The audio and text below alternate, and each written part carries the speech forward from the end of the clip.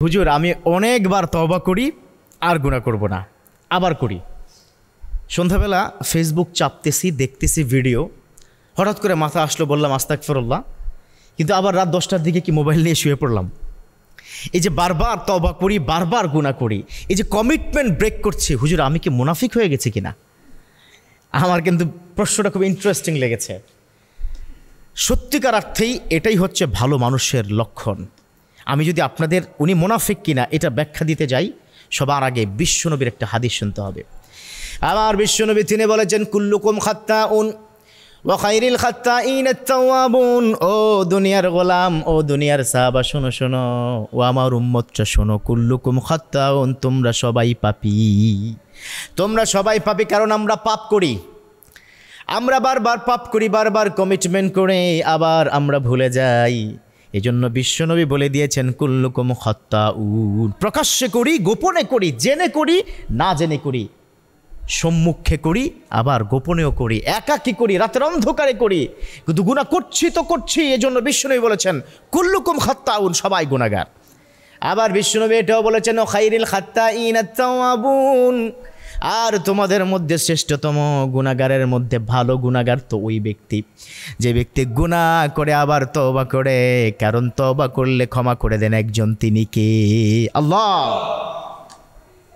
গুনাহ করলে ক্ষমা করবেন, কিন্তু সেক্ষেত্রে you have to back to the almighty, you have to repentance. আপনাকে কি করতে হবে?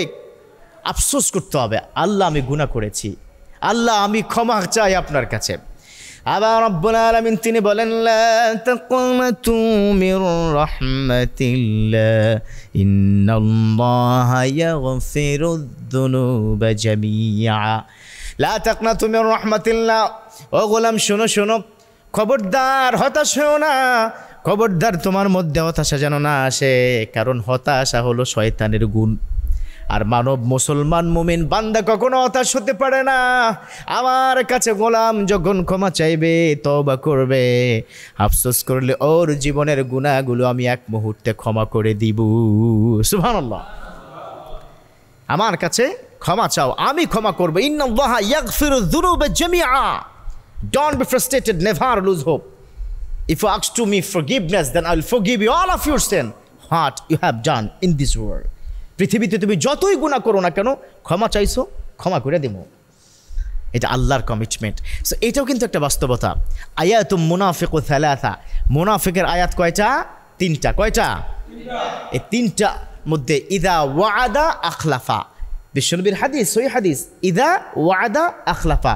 সে যখন ওয়াদা করবে সে সেটা খেলাফ করবে, কমিটমেন্ট করবে, ভঙ্গ করবে। তাহলে ওই ব্যক্তি আসলে কি মুনাফিক না?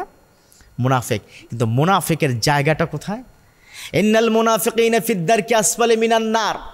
নিশ্চয়ই মুনাফিকের জায়গা ওই জাহান্নামের নিম্ন স্তর।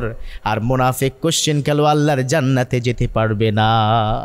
তাহলে আমার মুসল্লি জামাকে প্রশ্ন করেছে, হুজুর তওবা করেছে আর গুনাহ করব না, আবার গুনাহ করছি, আবার come back to the almighty, আবার আল্লাহর দিকে ফিরে এসেছে, আবার গুনাহ করছি।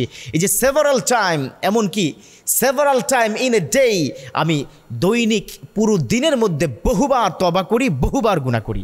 তাহলে এই যে কমিটমেন্ট ব্রেক করেছে, আমি কি মুনাফিক? আমি বলবো না, আপনি মুনাফিক না, আপনি মুনাফিক না। কারণ আপনি তো ইনসান। ইনসান মানে হচ্ছে নাসিউন থেকে ইনসান। ইনসান মানে কি? ভুলকারী। আল্লাহ আমাদেরকে ডাকছে ইনসান, এই যে ভুলকারী, এই যে ভুলওয়ালা, ইয়া হিওয়ান নাস, ও হে ভুলওয়ালা, ভুলকারী। কারণ আল্লাহ তো জানেন আমরা একবার পাপ করব, আবার কি তওবা করব, আবার পাপ করব, আবার তওবা করব। এই কথা তো আমার নয়, এটা তো হাদিসে কুদসির কথা।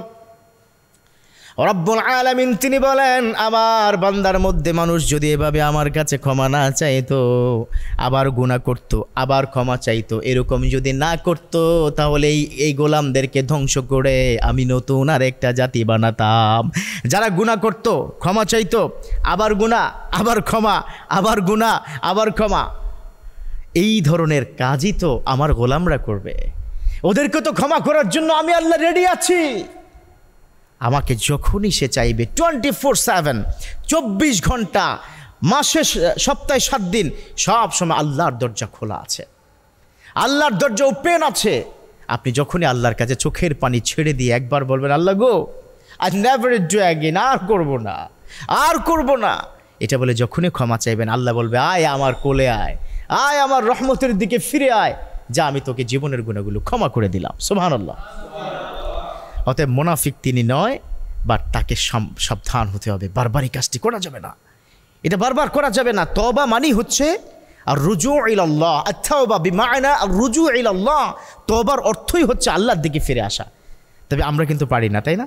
বারবার কমিটমেন্ট করি, বারবার করি, আবার কমিটমেন্ট, আবার করি, এটা যেন না হয়। আল্লাহ পাক আমাদেরকে সুন্দর করে তওবা করে সঠিকভাবে ফাইনালি আল্লাহর দিকে ফিরে আসার তৌফিক দান করুক, আমিন।